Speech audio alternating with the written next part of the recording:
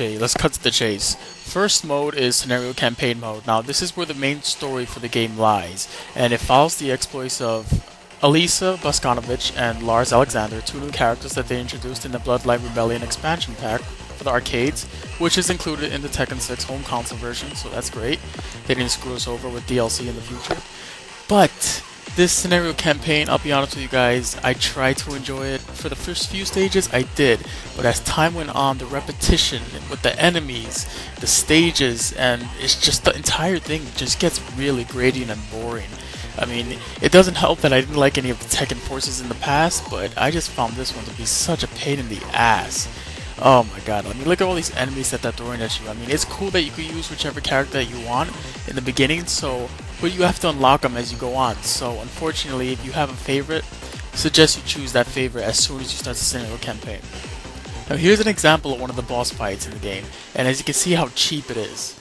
Look, I'm getting shot. I'm getting freaking shot by a machine gun and juggled in the air while I'm fighting Jin Kazama. Is that even fair? Doesn't know. And look at this. What the? That's a cheap death right there. I just fell off the fucking platform.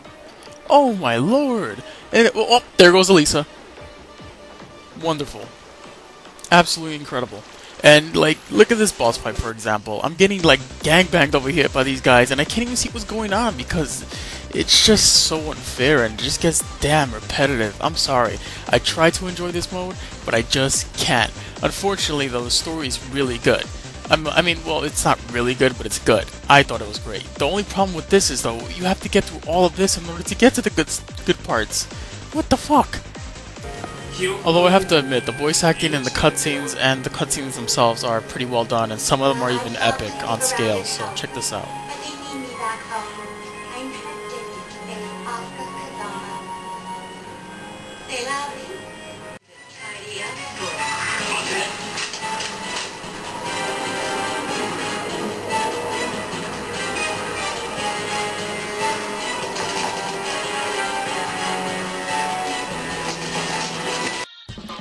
Now, the problem with the scenario campaign mode is that this is where the actual story mode for the characters lies as well. There's an arena in here that you unlock like pretty much when you start the scenario campaign mode.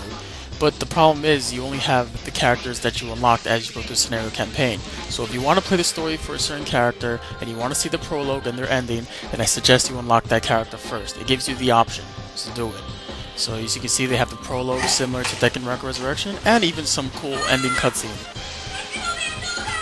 Most of them are funny. Some of them are kind of a waste of time, but they're absolutely gorgeous. I would love to see a movie with the CG alone.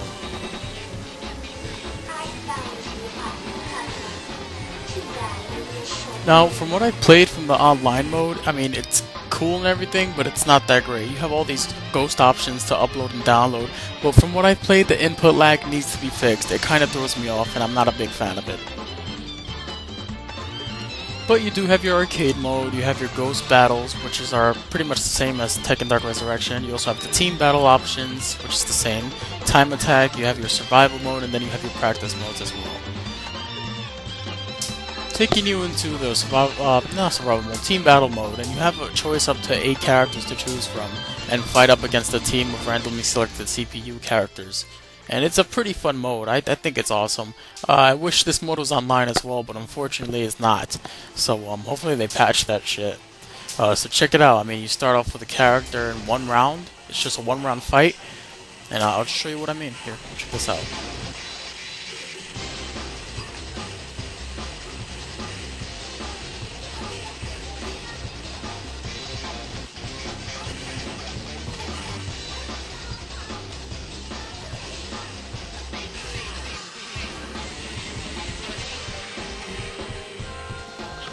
And once you beat the character, you just move on to the next character and next opponent that you're gonna fight in the next round. So it's awesome, pretty awesome. I love it.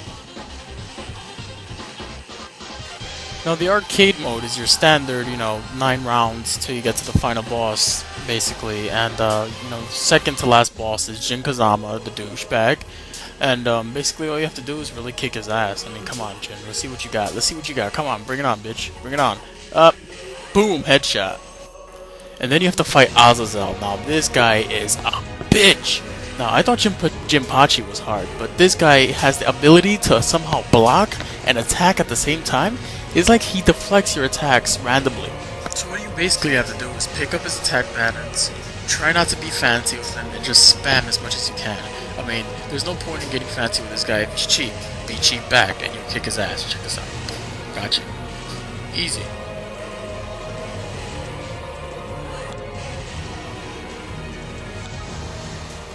There's also an extra stage in this game where you fight in the arcade mode, Nancy the robot, and your best trick is to sidestep and attack. Sidestep and attack. I have yet to beat this thing because she's so huge and powerful, but the cool thing about it is that you can use this robot in one of the scenario campaign levels.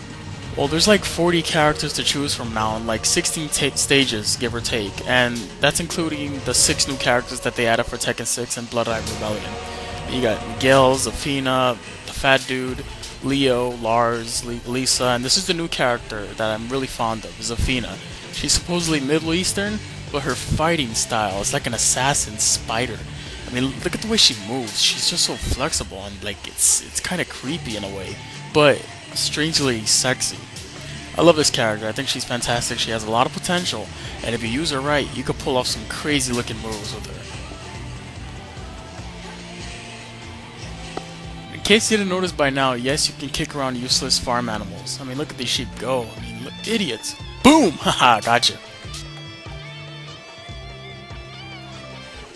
Now there's another character I want to show you. That's Elisa Bosconovich, and she's one of the stars of the scenario campaign story mode, and she's really well done. Her personality is captured really well. She's an awesome fighter as well. She's so unique. She has like these wings that sprout from her back and she glides around. She even has chainsaw in her arms that she could use. She even, she's fast and awesome, powerful. She even uses her head against you at times. I mean, check this out. You see that? Look at that. Look at that. Crazy. She's an awesome character. I love her.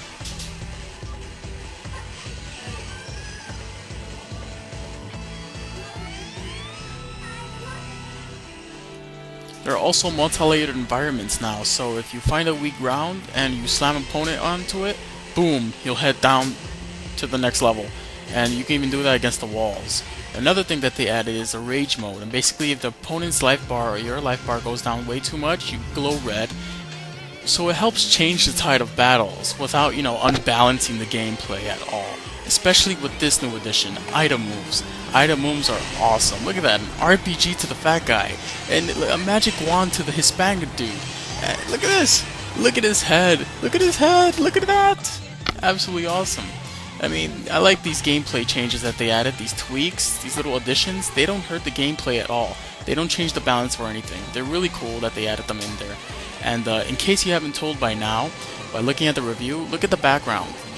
There's an eclipse happening in the background, and it changes from night to day, like, quickly. It's absolutely gorgeous. The lighting in this game as well looks beautiful. The detail on the characters and the clothing and the way they look, the animation as well, beautiful, absolutely gorgeous. And I'm not sure if you can tell right now, but the backgrounds are absolutely incredible too. There's so much going on. I mean, you got tanks blowing up, you got helicopters crashing, you got all these cool stuff going on. And this is where I'm using the motion blur, and you don't really need to use it.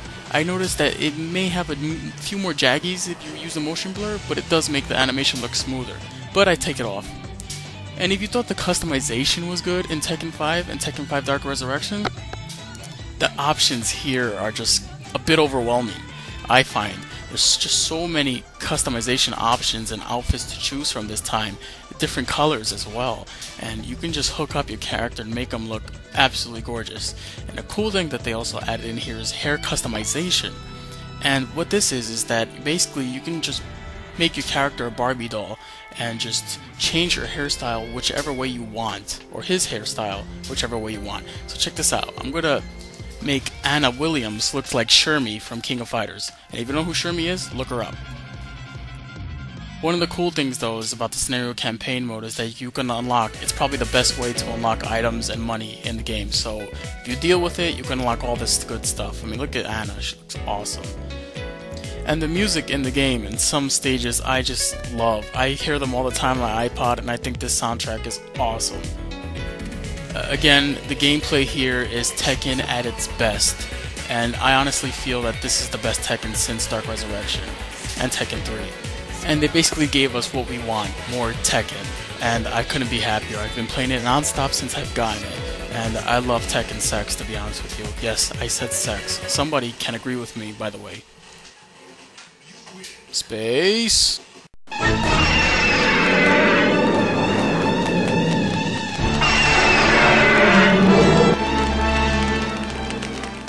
So you can deduct half a point if you want for the scenario campaign mode and the input lag with the online, but hopefully that'll be patched. And in my opinion, I think Tekken 6 is incredible, and I think anybody who played Tekken before and enjoyed it should get this game.